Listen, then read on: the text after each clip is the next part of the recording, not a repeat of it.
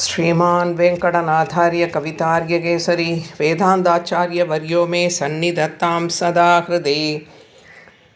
पीताम्बरं करविराजितशङ्खचक्रं कौमोदगीसरसिजं करुणासमुद्रं राधासहायमतिसुन्दरमन्तहासं वादालयेशमनिशं हृदि भावयामि।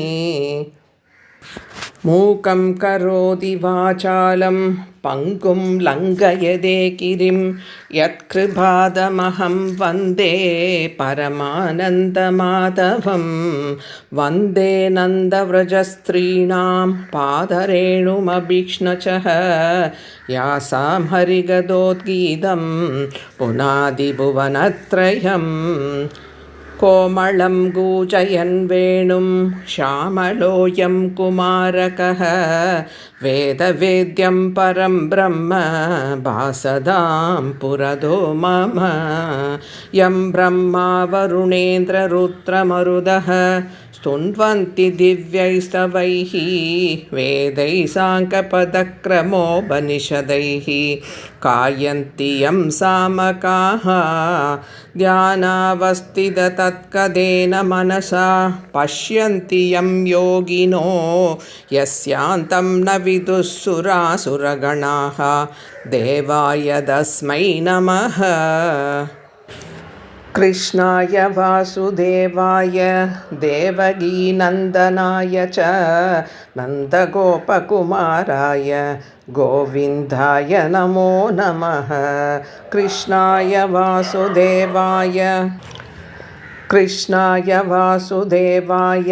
देवकीनन्दनाय च नन्दगोपकुमाराय गोविन्दाय नमो नमः। वन्दे बृन्दावनचरं वल्लवीजनवल्लभं जयन्ती सम्भवं தாம வை ஜெயந்தி விபூஷணம். பாகவத பக்தர்களுக்கு அடியனுடைய அநேக கோடி நமஸ்காரம். போன காணொளியில் கஜேந்திர மோக்ஷம், கூர்மாவதாரம் இதெல்லாம் பார்த்தோம் இல்லையா? இந்த காணொளியில் வாமன அவதாரம், மத்ஸ்யாவதாரம், அம்பரீஷ சரிதம் இதெல்லாம் பார்க்க போகிறோம். போன காணொளியில் பட்டதிரிகள் கூர்ம அவதாரத்தை பற்றி பாடுறச்சே, அமிர்தத்தை நீ மோகினி அவதாரம் எடுத்து தேவர்களுக்கு மட்டும் கொடுத்துட்டு அசுரர்களுக்கு கொடுக்காம விட்டுட்ட அப்படின்னு அசுரர்கள் தேவர்கள்கிட்ட சண்டைக்கு வரா. அமிர்தம் சாப்பிட்டதுனால தேவர்களுக்கெல்லாம் வலிமை ஜாஸ்தி ஆகிடுது. அதனால் அசுரர்களெல்லாம் அழித்து அவள் தலைவனான பலியையும் இந்திரன் தன்னோட வஜ்ராயத்தால் அடிக்க பலி மாண்டு போனான் அப்படின்னு முடித்தார் இல்லையா? இப்போ மேலே பாடுறார்.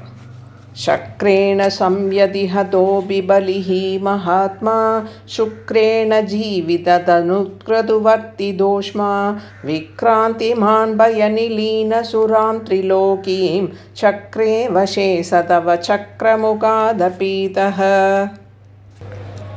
இந்திரனால் கொல்லப்பட்ட பலி மகாத்மா அப்படிங்கிறார். ஏன் அவனை மகாத்மான்னு சொல்கிறாருன்னா, உன் மேலே ரொம்ப பக்தியாக இருந்தான், நிறைய தான தர்மங்கள்லாம் பண்ணான், ஆச்சாரிய பக்தியோடு இருந்தான், அதனால் பலி மகாத்மான்னு பாடுறார். இப்படி இவன் இறக்கும் தருவாயில் இருந்தவனை நாரதர் மற்ற அசுரர்கள்கிட்டலாம், உங்கள் தலைவன் இறக்கும் தருவாயில் இருக்கான், உங்களோட ஆச்சாரியரான சுக்ராச்சாரியார்ட்ட அவனை எடுத்துகிட்டு போங்கன்னு சொன்ன உடனே இவாள்லாம் சுக்ராச்சாரியார் தவம் பண்ணின்னு இருக்கார். அங்கே அவர்கிட்ட எடுத்துன்னு போகிறான். அவர் என்ன பண்ணுறார்? இறக்கும் தருவாயில் இருந்தவனை சஞ்சீவினி மந்திரத்தை சொல்லி உயிர்ப்பிக்கிறார். ஒரு ஆத்மா ஒரு சரீரத்தை விட்டு ஒரு தடவை வெளியில் வந்துட்டா திரும்ப அந்த சரீரத்துக்குள்ளே ஒரு காலும் போகவே முடியாது. அதனால் இவர் சொன்னதை இறக்கும் தருவாயில் இருந்தவனை சுக்ராச்சாரியார் மந்திரத்தை ஜெபிச்சு தன்னோட தவ பலத்தினால அவனை உயிர்ப்பிச்சார் அப்படின்னு தான் எடுத்துக்கணும். இப்போது இவனுக்கு பலம் ஜாஸ்தியாகிடுது. உடனே தேவர்கள்ட்ட சண்டைக்கு கிளம்புறான். இவனோட சங்கநாதத்தை கேட்ட உடனே இந்திரன் உடனே பயந்து போய் பிரகஸ்பதி கிட்ட ஓடுறான். அவரோட குரு, தேவர்களோட குரு. அவர்கிட்ட போய், இவன் எப்படி உயிரோட வந்தான்? நான் தான் அவனை வஜ்ராயுதத்தால் அடித்து கொன்னுட்டேனே அப்படின்னு கேட்குறான். அப்போ அவர் சொல்கிறார், உன்கிட்ட இல்லாத ஒன்று அவன்கிட்ட இருக்குது. உன்கிட்ட ஆச்சாரிய பக்தியே கிடையாது. ஆச்சாரியர்கள், முனிவர், ரிஷிகள் எல்லார்கிட்டையும் நீ அபச்சாரப்படுவ. ஆனால் அவன்கிட்ட ஆச்சாரிய பக்தி இருக்குது. அதனால் அவர் இவனை உயிர்ப்பிச்சுட்டார். ஆச்சாரிய பக்தி இருக்கிறவனை பகவானும் அழிக்க மாட்டார். அப்படின்னு உடனே, அப்போ அவனை எப்படி தான் அழிக்கிறது அப்படின்னு உடனே, ஒரு நாள் அவன் அந்த ஆச்சாரியன்கிட்டயே அபச்சாரப்படுவான், அன்றைக்கி தான் அவனை அழிக்க முடியும், அது வரைக்கும் நீ போய் மறைஞ்சு ஒளிஞ்சு இரு அப்படிங்கிறார். அப்போ இந்திரனோட தேவர்கள் எல்லாரும் இந்திரலோகத்தை விட்டு போய் மறைஞ்சு வாழறான். மகாபலி தேவர்களோட சண்டை போடுறதுக்கு வரான் இல்லையா, அது காலியாக இருக்கிறத பார்த்த உடனே இனிமேல் நான் தான் 3 லோகத்துக்கும் ராஜா அப்படின்னு சொல்லிட்டு ஆண்டுன்னு வரான். இப்போ தேவர்களோட தாயான அதிதி தன் பிள்ளைகளை காணோமேன்னு கஷ்யபர்கிட்ட போய் கேட்குறான். அப்போ அவர் நடந்ததெல்லாம் சொல்லி அவளை 12 நாளைக்கு ஒரு விரதம் இருக்க சொல்கிறார். அது முடிஞ்ச உடனே பெருமாள் பிரத்யக்ஷமாகிறார். பலியை அழித்து தன் மகன்களை மீட்டு கொடுக்கணும் அப்படின்னு இவ வேண்டான். அப்போ பெருமாள் மறுத்துடுறார். மகாபலி ஆச்சாரியன்கிட்ட ரொம்ப பக்தி கொண்டவன், அவர் சொல்ல மதித்து நடக்கிறவன், மேலும் பிரஹ்லாதனோட வம்சம், அவனை என்னால் அழிக்கவே முடியாது, வேணும்னா தேவர்கள் இருந்த சொத்தை மீட்டு தர முடியும் அப்படிங்கிறார். தங்கிட்ட அபச்சாரப்பட்டாலும் ஆச்சாரிய பக்தி இருந்தால் பெருமாள் அவனை தண்டிக்க மாட்டார். இந்திரனுக்கு ஆச்சாரிய பக்தி இல்லாதனால தான் அவன் ஓடி ஒளிஞ்சுட்டு இருக்கான் அப்படிங்கிறார். இருந்தாலும் நீ என்னை குறித்து பண்ண பூஜைக்கு பலன் கொடுப்பேன், உங்களுக்கே மகனாக பிறப்பேன் அப்படிங்கிறார். ஆனால் இது தேவ ரகசியம், அதனால் உன்கிட்டயே ரகசியமாக வச்சுக்கோ அப்படின்னு சொல்கிறார். அடுத்து வாமன அவதாரத்தை பாடுறார். त्वं काश्यपे तपसि सन्निदधत्तधानीं प्राप्तोऽसि गर्भमतिदे प्रणुदो विधात्रा प्रासूदचप्रगडवैष्णवदिव्यरूपं स्वाद्वादशी श्रवणपुण्यदिने भवन्तम्. தவம் பண்ணிட்டு இருந்த கஷ்யபருக்குள்ளே புகுந்து அங்கேருந்து அதிதியோட கர்ப்பத்தில் காஷ்யபராக நீ புகுந்துட்ட. வைஷ்ணவ ரூபத்தோட துவாதசி அன்னைக்கு திருவோண நட்சத்திரத்தில் இந்திரனோட தம்பியா உபேந்திரனா வாமனனா பிறந்தியாமே. வாமனன்னா ஒளி மிகுந்தவன் அர்த்தம். கஷ்யபரோட ஆஷ்டிரமே அப்படியே ஒளிமயமாயிடுறது. குருவாயிரப்பா, எல்லா குழந்தையும் மாதிரி நீ அவதாரம் பண்ணலையே, விஷ்ணுவுக்கே உரித்தான வடிவத்தோட அவதரித்த, 4 கைகளோட, அதில் சங்கு சக்கரம் கதை தாமரை புஷ்பத்தோட, பட்டு பீதாம்பரத்தோட, தாமரை கண்களோட, நீலமேக சியாமலனா, மகர குண்டலங்கள், கைவளை தோள்வளை, தலையில் கிரீட்டம், வக்ஷஸ்தலத்தில் மகாலட்சுமி, வனமாலை, கௌஸ்துபம், இடுப்பில் ஒட்டியானம், காலில் தண்டை, இதெல்லாத்தோடையும் நீ திரு அவதாரம் பண்ண. தேவர்கள்லாம் பூ மாதிரி பொழிந்து மகிழ்ந்தா, மங்களவாத்தியம்லாம் முழங்கித்து. இப்படி நீ அவதரிச்சோன்றம் குள்ள வாமனனாக மாறினாய் அப்படின்னு பாடும்போது குருவாயூரப்பன் கர்ப்ப கிரகத்தில் வாமனனாக மாறி காட்டுறார். கஷ்யபரும் அதிதியும் உன்னை பார்த்து கை கூப்பி வணங்கி உனக்கு பல்லாண்டு பாடுறா அப்படிங்கிறார். தாவத் பிரஜாபதி முகைருபனீய மௌஞ்சி தண்டாஜினாக்ஷவலயாதிபிரட்சமானः ते दीप्यमानवबुरीशकृधाग्निकार्यः त्वं प्रासिधा பலிகிருஹம் பிரகிருதாஸ்வமேதம். பிறந்த உடனே நீ குள்ள வாமனனாக மாறினதை பார்த்த உடனே பிரம்மா உள்ளிட்ட தேவர்கள்லாம் அவனுக்கு உபகாரம் கொண்டு வரான். பிரம்மா கமண்டலத்தை கொடுக்குறார், சப்த ரிஷிகள் தர்ப புல், அதிதி கௌபீனம், கஷ்யபர் அரைக்கச்சை, சோமன்கிற வனதேவதை பலாசதண்டம், பூமி தேவி மான்தோல் கொடுக்குறான். அவதரிக்கச்சையே வக்ஷஸ்தலத்தில் ஸ்ரீ மகாலட்சுமியோடு தானே அவதரித்தார். இப்போ பலிக்கிட்ட தானம் கேட்க பிரம்மச்சாரியாக தானே போகணும். அதனால் தாயாரை நீ கொஞ்ச நேரம் விலகி இரு அப்படிங்கிறார். அவ்வளோ அகலகில்லேன்னு சொல்லிடுறான். இப்படியே உன்னை வக்ஷஸ்தலத்தில் வச்சுட்டு நான் போனால் அவன் எப்படி என்னை பிரம்மச்சாரின்னு ஒத்துப்பான்? 2வது, உன் கடாட்சம் அவன் மேலே பட்டால் அவனுக்கு செல்வம் வளர்ந்துட்டே தானே போகும். அப்புறம் எப்படி நான் அவன் செல்வத்தை எல்லாம் பறிப்பேன் அப்படிங்கிறார். ஆனால் அவன் மறுத்துடுறான். அதனால தான் மான் தோலை போர்த்திண்டு போகிறார். சரஸ்வதி ஜபமாலை, இப்படி உன்னை எல்லாரும் ஆராதிக்கிறான். ரிஷிகள்லாம் ஜாத கர்மா பண்ணி உடனேயே உபநயனமும் பண்ணிடலாம் அப்படின்னு பிரகஸ்பதி பூணூல் அணிவிக்கிறார். காயத்ரி மந்திரத்தை அந்த சூரியனே நேரம் உபதேசிக்கிறார். குருவாயிரப்பா, நீ இப்போ எவ்வளோ தேஜஸோட ஒளி வீசின்னு இருக்க. உடனே சமிதா தானம் பண்ணுற. பிரம்மச்சாரி பிக்ஷை எடுத்து தானே சாப்பிடணும். முதல் பிக்ஷையை பார்வதி தேவி சமர்ப்பிக்கிறா. இதுக்கப்புறம் நீ மகாபலி அஸ்வமேத யாகம் பண்ணுறான் இல்லையா, அந்த இடத்துக்கு நர்மதா நதியினோட வடகரைக்கு கிளம்பி போகிற. பின்னாடி பூமியை அளக்க போகிறத சொல்கிற மாதிரி பூமியே அதிர்றது, நடுங்கிறது. பராசர பட்டர் சொல்கிறார், பெருமாளுக்கு யாச்சகம் கொடுத்து தானே பழக்கம், கேட்டே பழக்கம் இல்லையே, எப்படி கேட்குறதுன்னு நடுங்கினாராம். நீயே நடுங்கினதுனால தான் இந்த பூமியே கிடுகிடுன்னு நடுங்கித்தாமே. எதிரிய சாம தான பேத தண்டம்னு அவனுக்கு தண்டனை கொடுக்க தான் நீ தண்டத்தை கையில் எடுத்துன்னு போனியா? நர்மதா நதியோட வடக்கு கரையில் மகாபலி அஸ்வமேத யாகம் பண்ணிகிட்ருக்கான். அங்கே நீ போன உடனே உன்னோட ஒளியை பார்த்து அங்கே இருக்கிற ரிஷிகளுக்கெல்லாம் கண்ணு கூசுறதான்.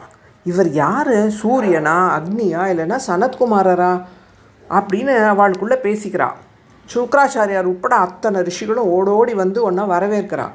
பலி சக்கரவர்த்தியும் பக்தியோடு உன்னை சேவித்து உன் திருவடியை அலம்பி தன் தலையில் சேர்த்துக்கிறான், உன்னை வரவேற்கிறான்.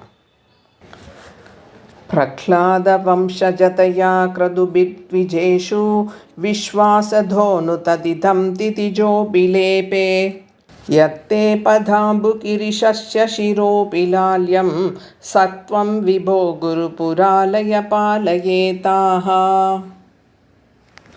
குருவாயிரப்பா, இந்த மகாபலி உன் திருவடி தீர்த்தத்தை தன் தலை மேலே சேர்த்துக்கிறானே, என்ன பாக்கியம், என்ன பாக்கியம்.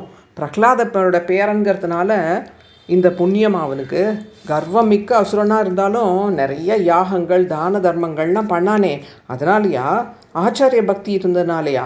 சிவபெருமான் உட்பட அத்தனை தேவர்களும் தன் தலை மேலே சுமக்க காத்திருக்கும் ஸ்ரீபாத தீர்த்தத்தை தன் தலையில் சேர்த்துண்டு எல்லாருக்கும் முன்னாடி அவனுக்கு அந்த பாக்கியம் கிடச்சிதே. அவனையே காத்த நீ அடியேனையும் காக்க முடியாதா அப்படின்னு பிரார்த்திச்சுண்டு பூர்த்தி பண்ணுறார். प्रीत्या दैत्य तव तनुमः प्रेक्षणात् सर्वदापि त्वामारात्यन्नजितरचयन् अञ्जलिं सञ्चगाध मत्तः किं देशमभिलषितं विप्रसूनो वदत्वं व्यक्तं भक्तं भवनमवनिं वापि सर्वं प्रदास्ये. उन तेजस्सை பார்த்து இப்பேற்பட்டவர் தன்னோட யாகத்துக்கு வந்திருக்காரேன்னு உன்னை ஆராதிக்கிறான். கையை கூப்பிண்டு என்கிட்டேருந்து என்ன வேணும் உங்களுக்கு அப்படின்னு கேட்குறான்.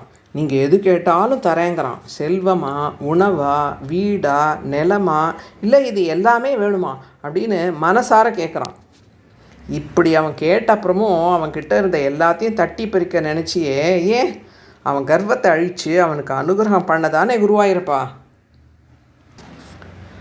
तामक्षीणां बलिकिरमुपा कन्यकारुण्यपूर्णोऽपि अस्योत्सेकं चमयितुमनाः दैत्यवंशं प्रशंसन् भूमिं पादत्रयपरिमिधां प्रार्थयामासिदत्वं सर्वं देहीति दुदुनिकदिदे कस्य हास्यं न वा स्यात्. நீ உடனே அவனோட வம்சத்து மூதாதையரெல்லாம் புகழ்ந்தியான். ஹிரண்யகசிபு, இரண்யாக்ஷனை பற்றி, பிரகலாதனை பற்றிலாம் புகழ்ந்து பேசினியான். பேசிட்டு அவன்கிட்ட எனக்கு என்னோட பாதத்தால் 3 அடி நிலம் கொடு அப்படின்னு குருவாயிரப்பா நீ கேட்டியாமே. உபச்சாரத்துக்கு அவன் எல்லாமே வேணும்னாலும் கொடுக்குறேன் அப்படின்னு சொன்னதும் நீ எல்லாத்தையும் கொடுன்னு கேட்டிருந்தா இதை ஹாஸ்யமாக ஜனங்கள் எடுத்துப்பா. அதனால தான் 3 அடி நிலம் கேட்டியா? நீ இப்படி கேட்ட உடனே அவன் சொல்கிறான், இந்த பிரபஞ்சத்தையே ஆள்ற என்கிட்ட வந்து வெறும் 3 அடி நிலம் கேட்குறியே, உனக்கு எப்படி தானம் கேட்கணுன்னே தெரியல அப்படிங்கிறான். பெருமாள் மனசுக்குள்ளே சிரிக்கிறார். இந்த உன்னோட கர்வத்தை அழிக்கிறதுக்காக தான் நான் வந்திருக்கேன். 3 உலகத்தையும் ஆள்றவன் நான் 3 உலகத்தையும் கேடு தரேன் அப்படிங்கிறான். இப்படி அவன் கர்வத்தோடு சொன்னதுனால தான் நீ கேட்ட 3 அடி நிலத்தை கூட அவனால் கொடுக்க முடியல. வாமனமூர்த்தி சொல்கிறார், 3 அடி நிலத்தில் திருப்தி அடையாதவனுக்கு 3 உலகம் கொடுத்தாலும் போராது. 2 அடி அளவு இருக்கிற எனக்கு 3 அடி நிலம் போகும் அப்படின்னு குருவாயிரப்பா வரதா நீ சொன்னியே. உடனே அவன் கொடுக்க முடிவெடுக்கிறான். உன் கையில் ஜலத்தை தாரவாக்க போகிறான். அப்போது அசுர ஆச்சாரியரான சுக்கராச்சாரியார் ஒன் தூண்டுதுனால மகாபலியை பரீட்சை பண்ணுறதுக்காக, அதாவது தன் மீது பக்தி இருக்கா இல்லை இவன் கொடுத்த வாக்கு தான் முக்கியம்னு நடந்துக்கிறானா அப்படின்றத பார்க்கறதுக்கோசரம் வந்திருக்கிறது நாராயணன். இவருக்கு தானம் கொடுத்தா உன் செல்வம் மொத்தம் போயிடும், வாக்கு கொடுத்தாலும் மறுத்துடுங்கிறார். நீ தான் வாமனனா வந்திருக்கான்னு அவருக்கு மட்டும் எப்படி தெரியும்? ரிஷிகளுக்கே தெரியலையே. நீயா தான் உன்னை காட்டி கொடுத்துருக்க. பெருமாள் தன்னை காட்டி கொடுக்காம நம்மளால் அவர் தான் பெருமாள்னு தெரிஞ்சிக்கவே முடியாது. கோயிலுக்கு ஒரு பக்தன் வந்தான்னா பெருமாளுக்கு பிடித்தமானவனாக இருந்தால் தன் அழகை காட்டி கொடுப்பார். காட்டவே கண்ட கமலபாதம்னு ஆழ்வார் பாடுறார் இல்லையா? ஆச்சாரிய பக்தி உடையவன்கிறதுனால தானே அவனை அழிக்க முடியாதுன்னு சொன்ன நீ இப்போ அவன் அதை மீறணும் அப்படின்னு தான், அதனால தானே நீயே சுக்கராச்சாரியாருக்கு காட்டி கொடுத்துண்ட. அவர் இவ்வளோ தூரம் சொல்லியும் மகாபலி என்ன பண்ணுறான், பகவானே வந்து தன்கிட்ட யாசகம் கேட்பார்னா நான் எவ்வளோ பெரியவன், பகவானுக்கே யாச்சகம் கொடுத்த புண்ணியம் கிடைக்கும், அதனால் கண்டிப்பாக கொடுத்து தான் தீர்வேன் அப்படின்னு சொன்ன உடனே சுக்கராச்சாரியார் நீ உன் செல்வத்தை எல்லாம் இழப்பாய் அப்படின்னு சபிக்கிறார். இறக்கும் தருவாயில் இருந்தப்போ உயிர் கொடுத்ததே அவர் தான். இப்போ அவர்கிட்டயே அபச்சாரப்பட்டு அவர் வார்த்தையை மீறி அதனால் சாபம் வாங்கிக்கிறான். தன் உயிரையோ இன்னொருத்தர் உயிரையோ இல்லை தன் செல்வத்தையோ காப்பாற்றிக்கிறதுக்கு பொய் சொன்னால் பரவாயில்ல, நீ தானம் கொடுக்க மாட்டேன்னு மறுத்துடு அப்படிங்கிறார். தன் செல்வம் போனாலும் பரவாயில்லை தானம் பண்ணுவேன் அப்படின்னு அவன் சொல்லிவிட்டு எனக்கு அப்போ தான் புகழ் வரும் அப்படின்னு சொல்லிவிட்டு சாபம் வாங்கினதுக்கப்புறமும் தானம் பண்ணுறான். அவன் மனைவியான விந்தியாவலியை நீரை வார்க்க சொல்லி உன் திருவடியை அலம்பி உன் திருக்கரத்தில் 3 அடி மண் கொடுப்பதாக தார வார்த்து கொடுக்குறான். என்ன ஆச்சரியம்! பட்டதிரிகள் சொல்கிறார், இவன் புரிஞ்சுன்ட்டான், தன் ஆச்சாரியன் சொன்னபடி நீ தான் வந்திருக்கன்னு, தன் எல்லா சொத்தையும் நீ எடுத்துக்க போகிறேன்னு தெரிஞ்சுடுத்தவனுக்கு, அதனால் எல்லா சொத்தையும் உனக்கு சமர்ப்பிக்கிறான். இவ்வளோ வசந்த குணம் இருக்கிறவன் தன் ஆச்சாரியன் வார்த்தையை மீறினால தான் எல்லாத்தையும் இழந்துட்டான். நிசந்தேகம் திதிகுலபதௌ துவய்யசேஷார்ப்பணம் தத் வியாதன்வானே முமுசுருஷயः சாமரா புஷ்பவர்ஷம் திவ்யம் ரூபம் தவ ச ததிதம் பஷ்யதாம் விஸ்வபாஜாம் உச்சைः அவர்ததவதி கிருத்ய விஸ்வாண்டபாண்டம். குருவாயூரப்பன் இத்தனை நாழி வாமனனா பட்டதிரிகளுக்கு காட்சி கொடுத்துட்டுருந்தவர் திரிவிக்ரமனாக வளர்றதை காட்டுறார். மகாபலி எல்லாத்தையும் உனக்கு தானம் பண்ணுறதை பார்த்து தேவர்கள்லாம் வியந்து சந்தோஷப்படுறான். பரவாயில்லையே, அசுரனாக இருந்தாலும் இப்படி எல்லாத்தையும் பெருமாளுக்கு தானம் பண்ணுறானே அப்படின்னு ஒரு பக்கம், நம்ம இழந்த செல்வம்லாம் திருப்பி நம்மளுக்கு கிடச்சிரும் அப்படின்னு சந்தோஷப்படுறான். ரிஷிகளும் தேவர்களும் பூமழை பொழிகிறா. குருவாயூரப்பா, உன் வடிவமானது எல்லாரும் பார்த்துட்டு இருக்கும்போதே மேலே மேலே மேலே எவ்வளோ பெருசாக வளர்ந்ததுன்னு சொல்லவே முடியாது. அண்ட சராசரங்களையும் கடந்து உன் திருமேனி வளர்றதே. மகாபலி கையிலேருந்து சேர்த்த நீர் உன் கையில் பட்ட உடனேயே பிரம்மாவோட கமண்டல ஜலம் உன் திருவடியில் படுறது. அப்போது உன்னுடைய சரீரம் எவ்வளோ வேகமாக வளர்ந்துருக்கு. இந்த திருமஞ்சன தீர்த்தம் தான் கங்கையை ஓடித்து பிரம்மலோகத்தில். திரிவிக்ரமன் உள்ளங்கால பூமிக்கு கீழே என்னெல்லாம் இருந்தது, அவரோட சரீரத்தில் என்னெல்லாம் இருந்தது அப்படின்னு சொல்லிட்டு பாகவதத்தில் சொல்லப்பட்டிருக்கு. ஆனால் பட்டத்திரி இங்கே அதை ரொம்ப விரிவாக சொல்லலை. குருவாயூரப்பா, உன் திருவடி நுனி பிரம்மலோகத்தை அடைஞ்சப்போ பிரம்மா, ஆஹா, ரிஷிகளும் முனிவர்களும் தவம் இருந்தால் கூட பார்க்க முடியாத உன்னோட திருவடி தன்னோட லோகத்துக்கு வந்திருக்கே அப்படின்னு தன் கமண்டல நீரால் திருமஞ்சனம் பண்ணுறார். அந்த நீர் தான் உலகத்தையே தூய்மையாக வைக்கிற கங்காவை பின்னாடி கீழே வந்தது பூமிக்கு. அப்படி பிரம்மலோகத்தில் இருந்த கங்கை பூமிக்கு எப்படி வந்ததுங்கிறத நம்ம பகீரதன் எப்படி தவம் பண்ணி கங்கையை பூமி கொண்டு வந்தாங்கிறதெல்லாம் நம்ம ராமாயணத்தில் காவியநாயகன் காகுட்சன் காணொளிகளில் பார்த்தோம் இல்லையா? சனகாதிகள், தேவர்கள், வேதங்கள், ஆயுர்வேதங்கள், சாஸ்திரங்கள் இதெல்லாம் ஒன்றை போட்டுறது. கந்தர்வர்கள் நாட்டியம் ஆடுறா. இந்த கொண்டாட்டத்தில் ஜாம்பவான் 21 தடவை உலகத்தை வலம் வரார். இப்படி நீ திரிவிக்ரமனாக வளர்ந்ததை பார்த்த உடனே மகாபலி கிட்ட கேட்காமையே அசுரர்கள்லாம் உன்னை எதிர்த்து சண்டைக்கு வரா. அது எப்படி சின்ன 3 அடியை காமிச்சு பெரிய காலால் அளக்கலாம் அப்படின்னு விஷ்ணு கிங்கரர்கள்லாம் வந்து இவ எல்லாரையும் அழிக்கிறா. மகாபலி அசுரர்களை கூட்டு, இவர் யார் தெரியுமா, காலத்தையே வென்றவர், இந்த பகவானால் தான் தேவர்களையெல்லாம் நம்மளால் வெல்ல முடிஞ்சுது. அப்போ தேவர்களுக்கு பாடம் புகட்டுறதுக்காக நம்மளை ஜெயிக்க வச்சார். இப்போ நான் ஆச்சாரியன் வார்த்தையை மீறினதுனால என்ன தண்டிக்கிறார். அதனால் இனிமேல் அவர்கிட்ட சண்டையெல்லாம் போடாதீங்கோ அப்படின்னு சொன்னோடனே அசுரர்கள்லாம் பாதாள லோகத்துக்கு போயிடுறா. பாஷைः பத்தம் பதகபதினா दैत्यमुच्चैरवातीः दातीकं दिश मम पदं किं न विश्वेश्वरोऽसि पादं मूर्ध्नि प्रणय भगवन् इत्यकम्बं वदन्तं प्रह्लादस्तं स्वयमुपगतो मानयन् अस्तवीत्वाम्. மகாபலி உன்னுடைய சின்ன பாதத்தினால 3 அடி மண் தரேன்னு உனக்கு வாக்கு கொடுத்தான். ஆனால் நீ திரிவிக்ரமனாக வளர்ந்து ஒரு திருவடியால் இந்த உலகம் மொத்தத்தையும் அளந்துட்ட, இன்னொரு திருவடியால் விண்ணுலகத்தையும் அளந்துட்ட. இப்போது திருப்பி வாமனனாக மாறிட்டு அவன் சொன்ன வாக்கை காப்பாற்றலை அப்படின்னு சொல்லி கருடனை கொண்டு வருண பாசத்தால் அவனை கட்டிட்ட. 3வது அடியை எங்கே வைக்கிறதுன்னு காட்டு அப்படின்னு சொல்கிற. பிரபஞ்சத்துக்கே தலைவன் சொன்ன அப்படின்னு சொன்ன உடனே உன்னோட திருவடியை 3வது அடியை என் தலைமையில் வச்சுடு பகவானே அப்படிங்கிறான். கிரீடத்தை கழட்டி உன் திருவடியை தன் தலைமையில் வைக்க சொன்னான்னா என்ன அர்த்தம்? அவன் கர்வம் தொலைஞ்சுது அப்படின்னு. அப்போது பிரகலாதன் வந்து அவனை கொண்டாடுறான், உன்னையும் கொண்டாடுறான். அடுத்தது பலஸ்துதியை பாடுறார்.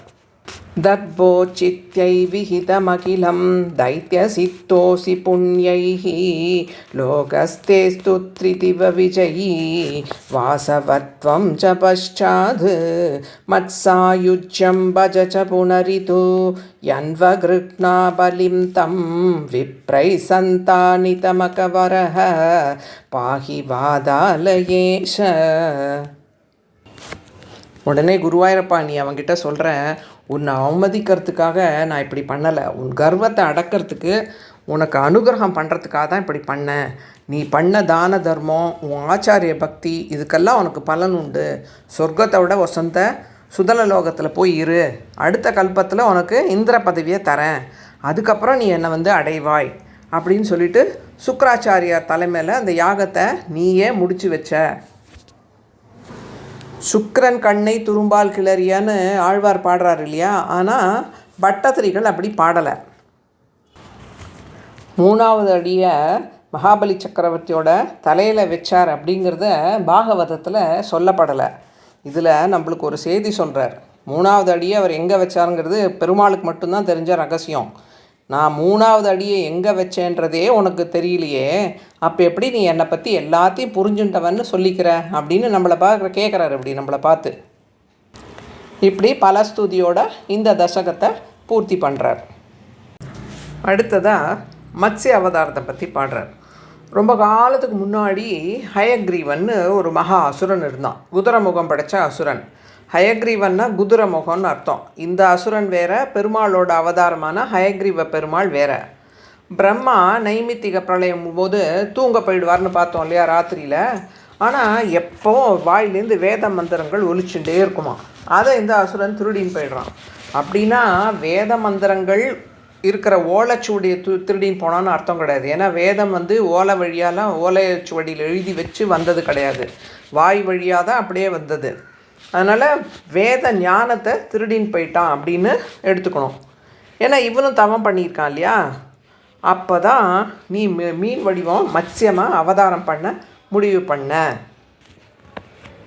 சத்யப்ரதஸ்ய த்ரமிலாதிபர்த்துஹு நதி ஜலே தர்ப்பயதஸ்ததானீம் கராஞ்சலௌ சஞ்சலிதாக்ருதிஹி த்வம் அத்ருஷ்யதா கச்சன பாலமீனஹ.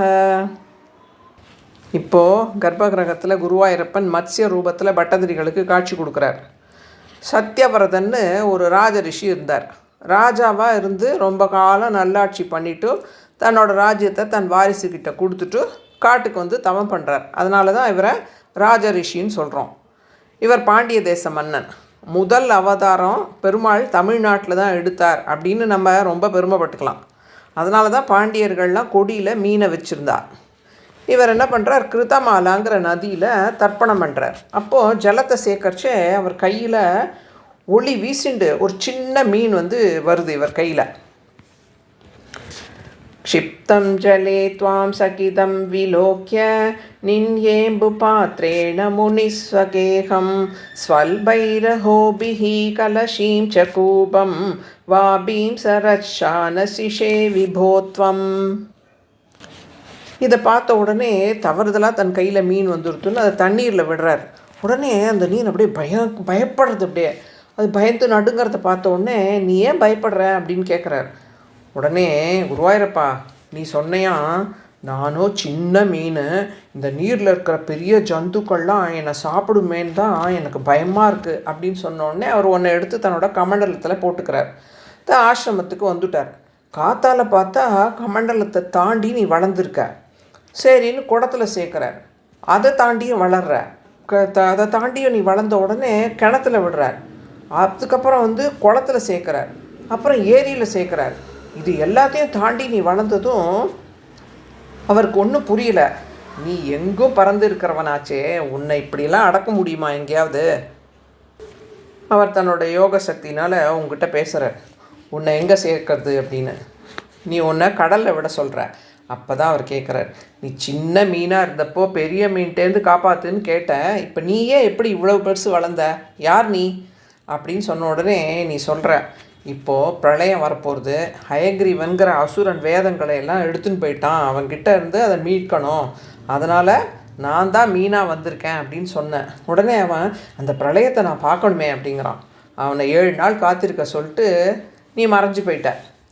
சப்த ரிஷிகள் அவகிட்ட இருக்கிற வேதம், மூலிகைகள், அடுத்த படைப்புக்கு வேண்டிய விதைகள் இதெல்லாம் சேகரித்து வச்சுக்கோ, பிரளய ஜலம் சூழும்போது ஒரு படகு வரும், அதில் எல்லாத்தையும் ஏற்றி விட்டு நீயும் ஏறிக்கோ அப்படின்னு சொல்லிவிட்டு நீ மறைஞ்சு போயிட்ட. 7ஆம் நாளும் வந்தது. மழை கொட்டுன்னு கொட்டுறது, பூமியே பிரளய கடலில் மூழ்கிடுது. அப்படியே இந்த ராஜ ரிஷி சப்த ரிஷிகளையும் அழிச்சுட்டு கரையே இல்லாத அந்த பிரளய கடலில் எங்கே போகிறதுன்னு தவிக்கிறார். உன்னை சரணடைஞ்சா எல்லாரும். அப்போ உன்னோட கட்டளைப்படி பூமி தேவி ஒரு படகுன வடிவை எடுத்துட்டு இவாக்கிட்ட வரா. எல்லாரும் அந்த படகுல ஏறிக்கிறான். ஆனால் அந்த கடலில் படகே பயங்கரமாக ஆடுறது, பயப்படுறா எல்லாரும். அப்போது ஒரு பெரிய மீனாக வடிவெடுத்துட்டு அந்த பிரளய கடல்லையே நீ தோன்றின. ஜஷாக்ருதிம் யோஜன லக்ஷ தீர்காம் ததானமுச்சைஸ்தரதேஜசம் துவாம் நிரீக்ஷ துஷ்டா முனயஸ்த்வதுக்த்யா த்வத்துங்கசுங்கே தரணிம் பபந்துஹு. 1,00,000 யோஜனை நீளம் இருக்கிற தேஜஸோடு இருக்கிற மீன் வடிவத்தை எடுத்துட்ட குருவாயிரப்பா. நம்ம பார்த்தோம்ல, கூர்ம அவதாரமும் இவ்வளோ பெருசாக தான் எடுத்தார்னு. சப்த ரிஷிகள் உன்னை சேவித்து மகிழ்ந்து போகிறா. அப்போ உன் கொம்போட அந்த படகை கைத்தால் கட்ட சொல்கிற, அவளும் அப்படியே பண்ணுறான். நீ அந்த படகை இழுக்க ஆரம்பித்த. பிரளய கடலில் சுற்றி உலகம் எல்லாம் காட்டுற. சத்தியவிரதன் உன்னை போற்றி துதி பண்ணுறார். நீ அவருக்கு உயர்ந்த ஞானத்தை உபதேசிச்சுட்டே சஞ்சரிக்கிற. இதை தான் மாஸ்ய புராணம்னு சொல்கிறான். கல்பாவதௌ சப்தமுனினீன் புரோவத் பிரஸ்தாபிய சத்யவிரத பூமிபம் தம் வைவஸ்வதாக்கியம் அனுமாததானஹ க்ரோதாத் ஹயக்ரீவமபித்ருதோபூஹு. 7வது மன்வந்தரம் தொடங்கச்சே பிரளயம் முடிஞ்சுடுறது. உடனே சப்த ரிஷிகளை அவளோட ஸ்தானத்தில் நியமித்த. சத்யவர்தன்கிற ராஜ ரிஷியை வைவஸ்தவன்னு பெயரிட்டு 7வது மனுவாக அவரையும் ஆக்கின. ஹயக்ரீவன்கிற அசுரனை அழித்து வேதத்தை மீட்கிறதுக்கு நீ போயிட்ட. அவன் மார்பை உன் கொம்பால் குத்தி மார்பை பிளந்து அவன் வேத ஞானத்தை மீட்டெடுத்து பிரம்மாவுக்கு கொடுத்த. குருவாயிரப்பா என்னையும் காப்பாற்று அப்படிங்கிறார். இதில் அவர் சொல்கிற தத்துவம் என்னென்னா, பிரம்மாவுக்கு வேத ஞானம் கொடுத்தா மாதிரி நமக்கும் ஜீவாத்மாவுக்கும் ஞானத்தை கொடு அப்படிங்கிறார். 5 புலன்கள் தான் கடிவாளம் இல்லாத 5 குதிரை. அந்த ஞானத்தை திருடிட்டு லௌகீக விஷயத்தில் நம்மளை புலன்கள் தான் ஈடுபடுத்துறது. உன்னை சரணடைஞ்சா அந்த அசுரனை அழித்து பிறவி பெருங்கடலை தாண்ட உதவுவ அப்படின்னு இந்த தசகத்தை பூர்த்தி பண்ணுறார். அடுத்ததாக அம்பரீஷ சரிதத்தை பாடுறார். வைவஸ்வதாக்கியமனுபுத்திர நபாக ஜாத நாபாக நாமக நரேந்திர சுத அம்பரீஷः சப்தானபாவிருதமஹீத இதோபி ரேமே த்வத்சங்கிஷு த்வயி ச மக்னமனாஹ சதைவா. விவஸ்வான்கிறது சூரியனோட பேர். அவரோட மகனானதுனால வைவஸ்வமனு. அவரோடைய பிள்ளை நபாகன், அவரோட பிள்ளை நாபாகன், அவரோட பிள்ளை அம்பரீஷன். 7 கடல்களால் சூழப்பட்ட இந்த பூமியை ஆண்டுன்னு வந்தான். ஆனால் எப்பவும் பகவத் பக்தி கைங்கரியம் அதுலேயே ஈடுபட்டுன்னு வந்தானாம். பகவத்கீதையில் ஸ்ரீ கிருஷ்ணர் சொன்ன மாதிரி கடமையை செய் பலனை எதிர்பார்க்காதன்னு எல்லா கடமைகளையும் செஞ்சுட்டு எல்லாத்தையும் பகவானுக்கே அர்ப்பணிக்கிறான். இதனால் மகிழ்ந்த குருவாயிரப்பா, சக்கரத்தாழ்வார் அம்பரீஷன் கிட்ட கொடுத்து அவனுக்கு எந்த ஆபத்து வந்தாலும் காக்கணும் அப்படின்னு சொன்னியாமே. பெருமாள் கைங்கரியத்தை மட்டுமே கொஞ்ச காலத்துக்கு பண்ணணும்னு சொல்லிட்டு யமுனா நதிக்கரையில் இருக்கிற மதுவனத்தில் அவனோட அரண்மனை ஒன்று இருக்குது. அங்கே தன் மனைவியோடு போய் இருந்து 25 ஏகாதசிகளை அனுஷ்டிக்கிறான். அப்படி கார்த்திகை மாதம் விரதம் அனுஷ்டித்து துவாதசி ஆராதனை பண்ணுறான். சத்வாதசி விரதமதோ பவதர்ஷனார்த்தம் வர்ஷம் ததௌ மதுவனே யமுனோபகண்டே பத்யா சமம் சுமனசா மகதீம் விதன்வன் பூஜாம் விஜேஷு விசுஜன் பசு ஷஷ்டி கோட்டிம். துவாதசி விரதம்னு பாடுறார். நம்ம ஏகாதசி விரதம்னு தானே சொல்லுவோம். ஏன்னா முதல் நாள் ஏகாதசி அன்னைக்கு நிர்ஜலமாக விரதம் இருந்தால் அடுத்த நாள் காலையில் சோர்வு இருக்கும் இல்லையா, அதோட ஆராதனை பண்ணிவிட்டு 8:30 மணிக்குள்ளே சாஸ்திரம் அன்னைக்கு எந்த வித காய்களை எடுத்துக்கலாம், என்ன உணவை சாப்பிட்லான்னு சொல்லியிருக்கோம், அதுபடி சாப்பிட்டு தன்னோட விரதத்தை பூர்த்தி பண்ணணும். இவன் திருவாராதனை முடிஞ்ச உடனே 60 கோடி பசுக்களை தானம் பண்ணுவானான். இப்படி அவன் துவாதசி விரதத்தை அனுஷ்டிக்கிறச்சே கோபத்துக்கு பெயர் போன துர்வாசர் அங்கே வரார். துவாதசி அன்னைக்கு ஒரு சிறந்த முனிவருக்கு அன்னமிட்ட இது புண்ணியம் வரும் அப்படின்னு சொல்லிட்டு அவரையும் பாரணை பண்ண சொல்லி வரவேற்கிறான். அவர் சொல்கிறார், இந்த மாதிரி நான் என்னோடய அனுஷ்டானங்கள்லாம் போய் முடிச்சுட்டு வரேன் அப்படின்னு சொல்லிட்டு யமுனை நதிக்கு போகிறார். தீர்த்தா மாட்டிட்டு அனுஷ்டானங்களை முடிக்கிறதுக்கு போனார். வரவே இல்லை அவர். துவாதசி விரதத்தை 8:30 மணிக்குள்ளே பாரணை பண்ணி முடித்தாதான் ஏகாதசி விரதம் இருந்த பலனே கிடைக்கும். நாழி ஆயிண்டே போகிறது, இவர் வரவே இல்லை. இவன் உடனே தன்னோட ஆச்சாரியன்கள்கிட்ட போய் கேட்குறான். அவள் சொல்கிறா, துளசி தீர்த்தத்தை எடுத்துக்கோ, அது சாப்பிட்ட கணக்கு இல்லை, ஆனால் விரதத்தை பூர்த்தி பண்ண மாதிரி அப்படின்னு சொன்னதுனால இவனும் துளசி தீர்த்தத்தை எடுத்துக்கிறான். இவன் சாப்பிட்டு துளசி தீர்த்தத்தை எடுத்துன்னு முடித்ததுக்கப்புறம் துர்வாசர் மெதுவாக வர அங்கேருந்து அவர் தன்னோட ஞான திருஷ்டியில் தெரிஞ்சுன்றார். இவன் துளசி தீர்த்தம் எடுத்துன்னு தன்னோட விரதத்தை முடிச்சுட்டான் அப்படின்னு. உடனே அவருக்கு பயங்கரமாக கோபம் வருது. என்னை பாரணைக்கு வர சொல்லிவிட்டு என்னை மதிக்காமல் நீ எப்படி விரதத்தை பூர்த்தி பண்ணலாம் அப்படின்னு சொல்லிவிட்டு அவர் என்ன பண்ணுறார், தன் தலைமுடியை கிள்ளி அதுலேருந்து ஒரு கிருத்தியை பூதத்தை உண்டாக்கி அதை இவன்கிட்ட ஏவறார். இவனா அசையாமல் நிற்கிறான். அப்படியே சக்கரத்தாழ்வார் இதை பார்த்தார். பெருமாள் சொல்லியிருக்கார் இல்லையா, இவனுக்கு எந்த ஆபத்து வந்தாலும் அவர் காப்பாற்றணும்னு. அந்த பூதத்தை அழிக்கிறார். அழிச்சதோடு நிற்காமல் துர்வாசரை துரத்துறார். 3 லோகங்களுக்கும் போய் அடைக்கலம் கேட்டு யாரும் அதை அடைக்கலம் கொடுக்காதனால, குருவாயூரப்பா உன் திருவடியில் விழுந்தாராமே, என் பக்தன்கிட்ட அபச்சாரப்பட்டுட்டு என்ன சரணடைஞ்சால் என்ன பண்ணுறது, உம்மிடம் ஞானம் தபஸ் இருக்கலாம், ஆனால் வினயம் பணிவு இல்லை, அம்பரீஷன்ட்ட போய் மன்னிப்பு கேளுங்கோ அப்படிங்கிறார். இவர் நேராக அம்பரீஷன் காலில் விழறார். அவன் பதறிடுறான். நீர் எவ்வளோ பெரிய ரிஷி, என் காலில் போய் விழலாமா அப்படிங்கிறான். கை கூப்பி சக்கரத்தாழ்வார இவரை துன்புறுத்த வேண்டாம் அப்படின்னு வேண்டுறான் அம்பரீஷன். அவரும் மறைஞ்சு போய்டுறார். அப்போ துர்வாசர் அவனோட பக்தியையும் தான் தவறு செஞ்சப்பையும் பொறுமையாக இருந்தானே அப்படின்னு அவனை புகழ்ந்து ஆசீர்வாதம் பண்ணிவிட்டு போயிடுறார். இவன் ரொம்ப வருந்துறான். தன் இல்லம் தேடி வந்த முனிவரை உணவளித்து உபசரிக்கலையே அப்படின்னு 1 வருஷம் உபவாசம் இருந்தானோ. அப்போ துர்வாசர் திருப்பியும் அங்கே வர அவருக்கு உணவளித்து உபச்சாரம்லாம் பண்ணி சந்தோஷமாக அனுப்பிட்டு அப்புறம் அவன் உணவு எடுத்துட்டானான். 1 வருஷம் விரதம் இருந்து ஒரு முனிவருக்கு உணவளித்து அதுக்கப்புறம் தான் சாப்பிட முடிஞ்சுதே அப்படின்னு திருப்தி அடைஞ்சானான். குருவாயூரப்பா இதெல்லாம் உன் அனுகிரகம் அப்படின்னு உன் மேலே பக்தி இன்னும் ஜாஸ்தி ஆச்சாமே, எனக்கும் என் வியாதியை போக்கி அனுகிரகம் பண்ணணும் அப்படின்னு வேண்டுறார். அடுத்ததாக ஸ்ரீமத் ராமாயணத்தை பற்றி பாடுறார். வால்மீகி பகவான் 24,000 ஸ்லோகங்களில் ராமாயணத்தை எழுதினார். ஆனால் பட்டத்திரிகள் 2 தசகத்தில் 20 ஸ்லோகங்களில் எந்த நிகழ்வையும் விட்டுடாமல் அவ்வளோ அருமையாக பாடியிருக்கார். இதை காத்திருந்து அனுபவிப்போம். கவிதார்கிய சிம்ஹாய கல்யாண குணசாலினே ஸ்ரீமதே வெங்கடேசாய வேதாந்த குரவே நமக.